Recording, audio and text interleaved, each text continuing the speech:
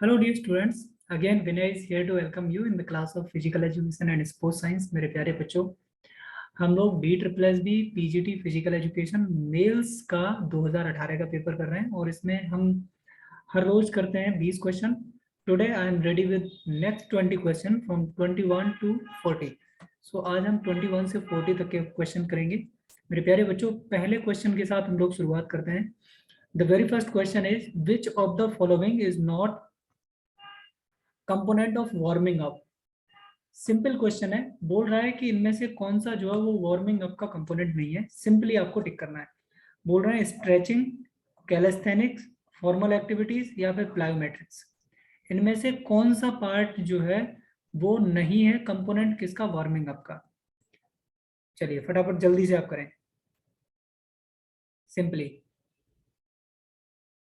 बिल्कुल बिल्कुल, क्या है सिंपली, इसका आंसर क्या हो जाएगा आपका, सी आंसर हो जाएगा कि आप स्ट्रेचिंग भी करते हैं जब आप वार्मिंग अप कर रहे होते हैं, हल्की स्ट्रेचिंग, राइट। आप कैलेस्थेनिक एक्सरसाइज आप करते ही रहते हैं, वो exercise, those exercise in which you are using your own body weight is called calisthenic kind of exercise. Plyometric exercise अपने आप में एक पर्टिकुलर एक्सरसाइज है, राइट, जिसमें हम we are using various kind of station points to making the warming up.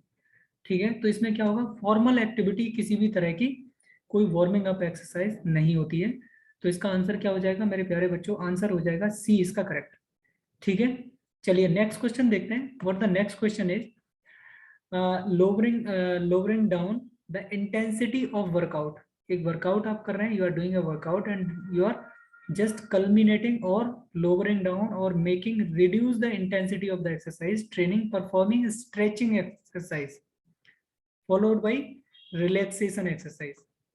ठीक है, तो इसमें क्या होगा, कूल डाउन आपका होगा, लुम्बरिंग डाउन बोलेंगे इसको, वार्मिंग डाउन बोलेंगे, या ऑल ऑफ द अबव। इनमें से कौन सी टर्मिनोलॉजी यूज करी जाएगी अगर आप लुम्बरिंग डाउन कर रहे हैं, लोवरिंग डाउन कर रहे हैं, क्या इंटेंसिटी को, जब आप पर्टिकुलर ट्रेनिंग परफॉर्म कर रहे हैं, और वो भी ट्रेनिंग क्या है आपकी, stretching exercise followed by relaxation exercise. ठीक है, तो क्या हो जाएगा इसका, इसका सिंपल आपका आंसर हो जाएगा डी आंसर। ठीक है, क्योंकि इसमें कूल डाउन में हम लुम्बरिंग डाउन भी यूज करते हैं आपका, ठीक है, वार्मिंग अप भी, वार्मिंग डाउन यूज करते हैं। वार्मिंग डाउन इन सब का मेन यूज ये होता है कि once you have completed your main body exercise, तो उसमें होता क्या है कि आपकी जो मसल्स होती हैं वो टाइटन होती हैं और वो अपनी मिसप्लेस्ड भी होती हैं। तो हम कूल डाउन के टाइम में क्या करते हैं, उनको इस तरह से फिक्स करते हैं, इस तरह से रिलैक्स करते हैं, so that they could get their original position as they have acquired before. ठीक है, डी आंसर इसका करेक्ट हो जाएगा मेरे प्यारे बच्चों। नेक्स्ट क्वेश्चन देखेंगे। What the next question is, who among the following introduce isokinetic method of training for development of the strength. तो ये सिंपल है, अगर आप आइसोकाइनेटिक की बात करेंगे तो आइसोकाइनेटिक किसने दिया, जे पेराइन ने आपका। ठीक है, चलिए आगे नेक्स्ट क्वेश्चन नंबर 24 देखते हैं। तो question number 24 is very simple, outside movement away from the mid line of the body. Simply बात है, ये आपकी बॉडी है, राइट, और ये आपकी मिड लाइन है। अब मिड लाइन से बाहर की तरफ अगर आप मूवमेंट करेंगे तो इस मूवमेंट को क्या बोलते हैं हम लोग, एबडक्शन। ठीक है, अंदर की तरफ करेंगे तो एडक्शन। ठीक है, तो सिंपल इसका आंसर क्या हो जाएगा आपका, आंसर हो जाएगा आपका एबडक्शन। ठीक है, बी आंसर आपका करेक्ट होगा। नेक्स्ट देखेंगे क्वेश्चन नंबर 25। अच्छा, इस क्वेश्चन में आपको थोड़ा सा दिमाग भी बहुत अच्छी तरह से लगाना है और इसको क्वेश्चन को आप समझिए, जल्दी जल्दी से आप आंसर करते रहें, जिससे कि मैं और अच्छी तरह से आपको एक्सप्लेनेशन है वो आपको प्रोवाइड कराता रहूं, राइट। चलिए, तो समझते हैं इसको और थोड़ा सा समझिए। इन सारी चीजों को मैं एक्सप्लेन कर देता हूँ। आंसर तो सिंपल सिंपल आपका हो जाएगा, फर्स्ट वाला आंसर आपका हो जाएगा एनवायरमेंटल हैजार्ड। इसमें क्या कह रहा है, he is talking about the physical, chemical, biological, mechanical agents capable of causing harm to the environment. अगर एनवायरमेंट को डिस्ट्रैक्ट करने के लिए फिजिकल, केमिकल, बायोलॉजिकल, मैकेनिकल सारे तरह के जो एजेंट्स हैं वो एक साथ में यूज हो रहे हैं, तो उसको हम बोलते हैं हैजार्ड, मतलब बहुत ही भयानक कंडीशन। ठीक है, आगे इसको समझिए, स्टूमुलेंट्स का क्या मतलब है। एनवायरमेंटल स्टूमुलेंट्स वो होते हैं जो एनवायरमेंट को नुकसान पहुंचाने के लिए यूज होते हैं। जैसे फॉर एग्जांपल किसी एक का यूज कर लिया हमने, जैसे द क्वांटिटी ऑफ, जो एक आपका वाटर वाटर में कैल्शियम की क्वांटिटी बहुत ज्यादा बढ़ जाए, या फिर फ्लोरीन की क्वांटिटी बहुत ज्यादा बढ़ जाए। जैसे आप देखते हैं कि चकते चकते टाइप के पड़ जाते हैं आपके दांतों पे, राइट। तो उसको हम लोग फ्लोरीन की वजह से होता है। एजेंट्स की बात आती है, एजेंट्स में आपके केमिकल एजेंट्स हो सकते हैं, बायोलॉजिकल एजेंट्स हो सकते हैं, जिसमें एजेंट्स में आप फॉर एग्जांपल आप देखेंगे फर्टिलाइजर्स आपके हो गए, ठीक है, फर्टिलाइजर हो गए आपके। और क्या हो सकता है आपका दूसरा, अगर आप देखेंगे फर्टिलाइजर के अलावा, मैं इसको थोड़ा सा इसकी विड्थ को कम कर देता हूँ, ओके। फर्टिलाइजर के अलावा आप देखेंगे मेडिकल वेस्ट हो गया,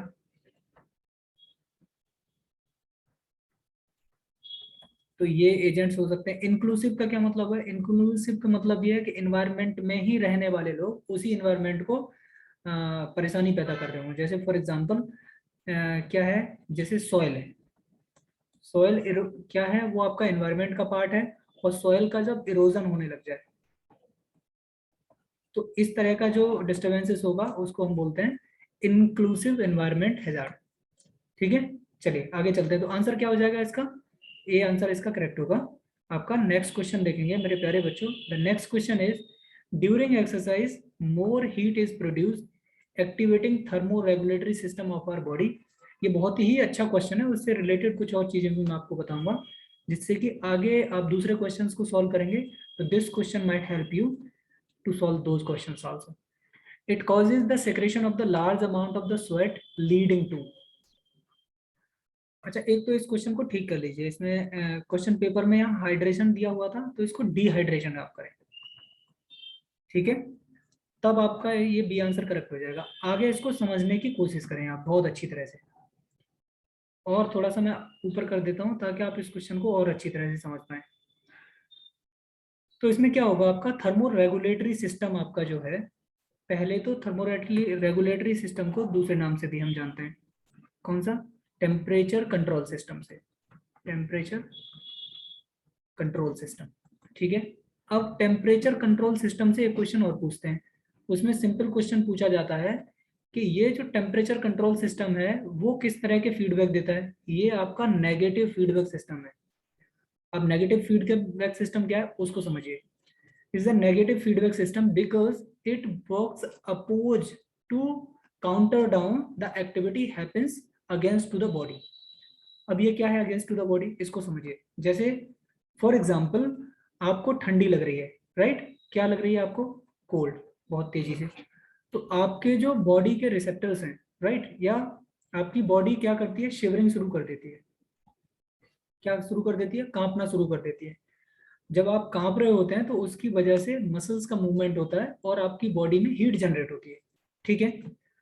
तो क्योंकि बॉडी में शिवरिंग किसने शुरू की, आपके इंटरनल हार्मोन्स ने, आपको क्या हो रहा था, आपको ठंडी लग रही थी, तो ठंडी के अपोजिट में वर्क किया आपकी बॉडी ने, रिएक्ट करा उसको काउंटर डाउन करने के लिए, इसलिए इसको बोलते हैं नेगेटिव फीडबैक सिस्टम। एक और एग्जांपल समझ लीजिए।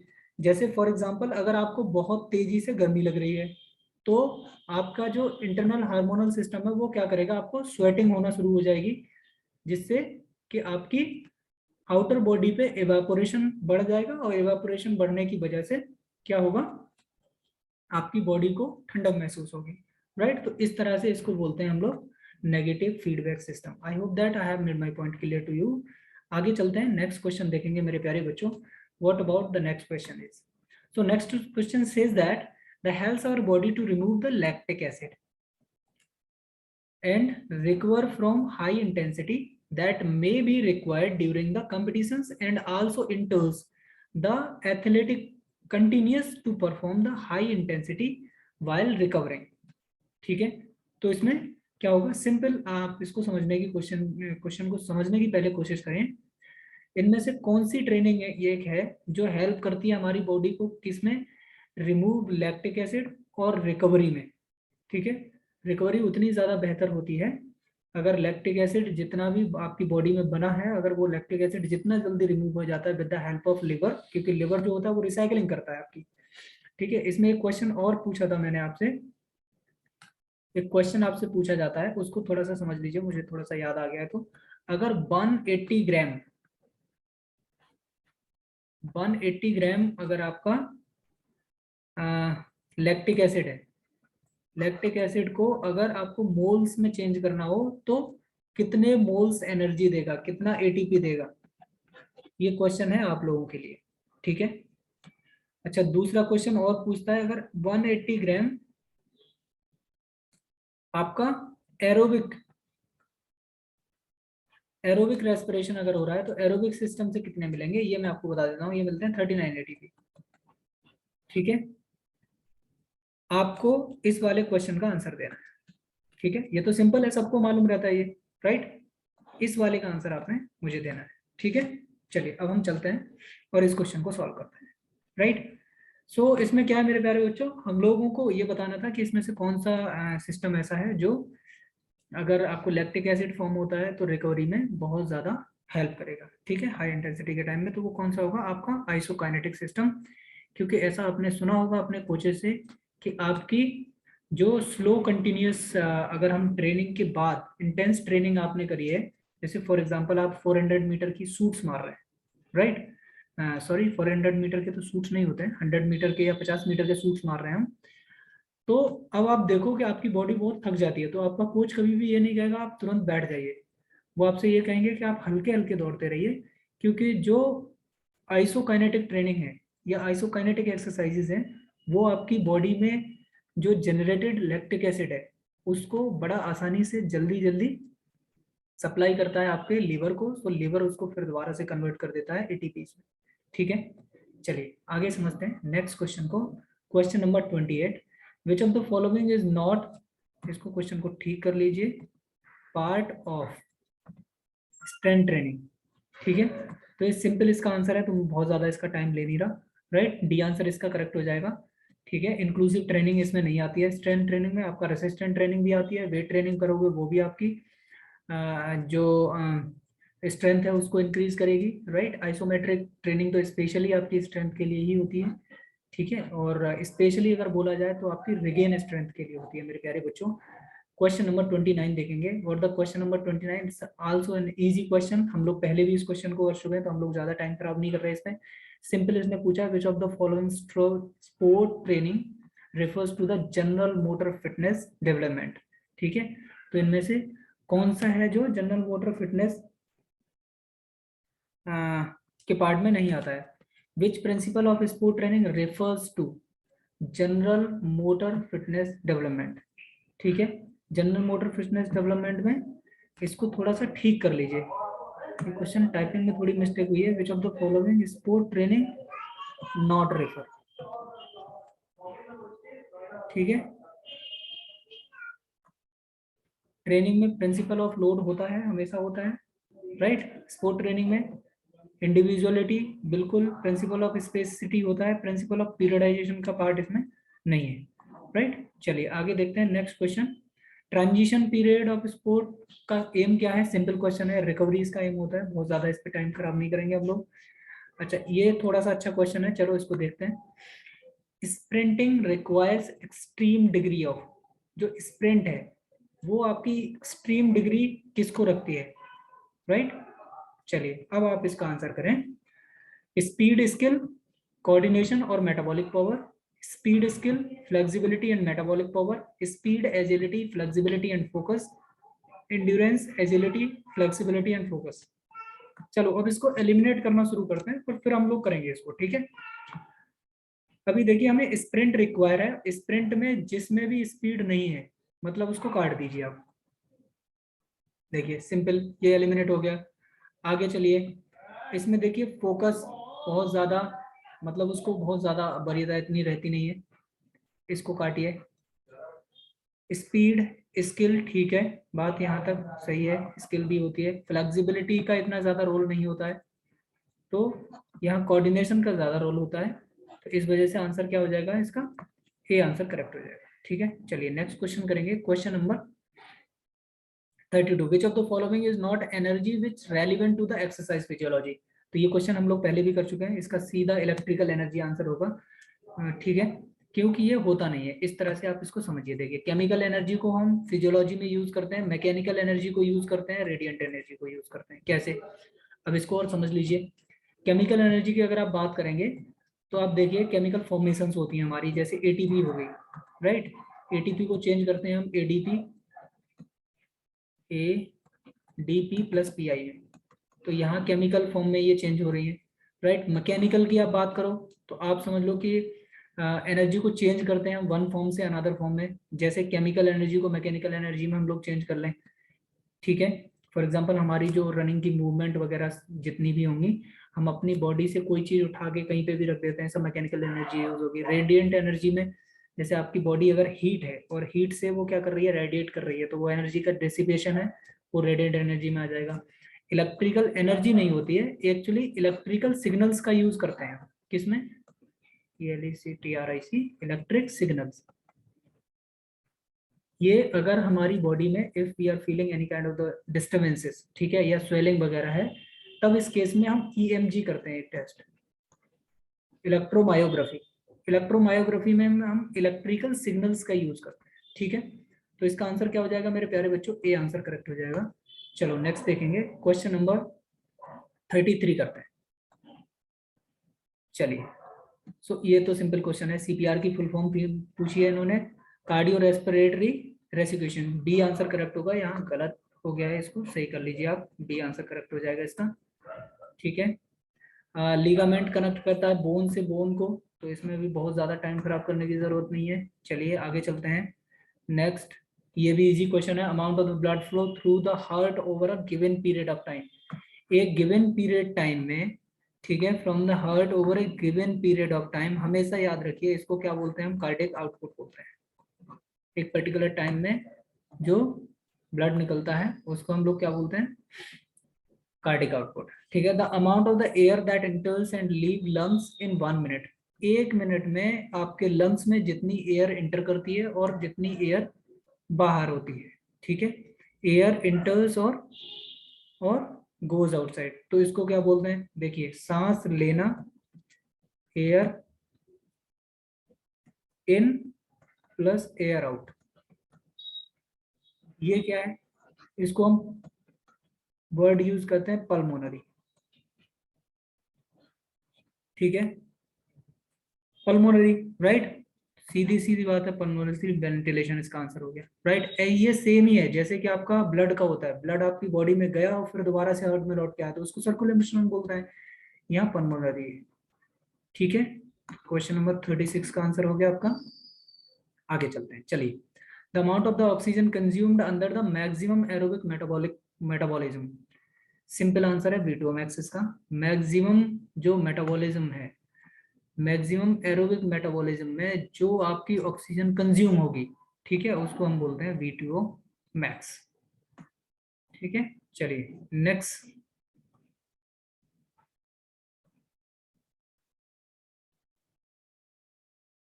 चलिए, ये भी सिंपल क्वेश्चन है, ये तो पढ़ा हुआ होगा सबका। चलिए, अब ऐसे क्वेश्चन में सबसे जो इजी पार्ट आपके पास हो उसको लगाना शुरू करते हैं। जैसे फॉर एग्जांपल 180 मीटर जो होता है वो वॉलीबॉल का एंटीना होता है, इसको लगा लीजिए सबसे पहले। अब देखिए, इसमें से सी का कोई आंसर 4 बन रहा है, सिंपल एक ही है, आंसर लग गया आपका, ए आंसर होगा, ठीक है। बाकी आप सबको जोड़ना है, आप जोड़ दीजिए।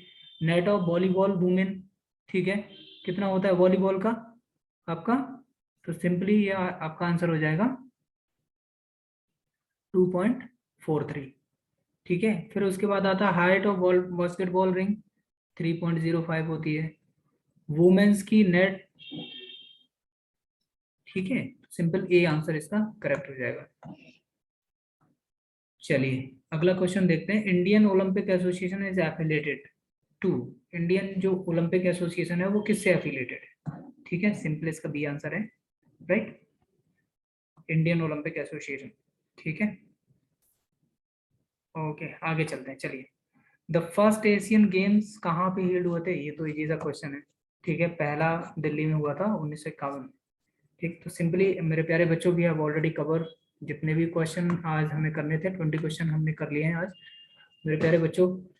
आई होप दैट कि आपके बहुत ज़्यादा क्वेश्चंस बचे नहीं होंगे, कोई भी क्वेश्चन? अच्छा, किसी का क्वेश्चन आया, हम इस क्वेश्चन को ले लेते हैं। हाँ ठीक है। दोपहर में आज मुझे एक बच्चे ने क्वेश्चन पूछा था, मैं उसको और एक बार यहाँ पर रिवाइज कर लेता हूँ। उन्होंने बोला था कि ऑन स्पॉट जॉगिंग अगर आप कर रहे हैं, ऑन स्पॉट जॉगिंग अगर आप कर रहे हैं तो इसमें क्या होगा इन सब में? तो मसल टाइटनिंग,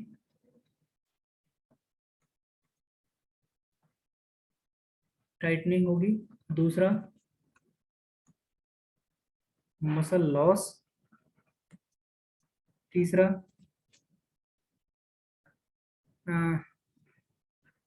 फ्यू मसल्स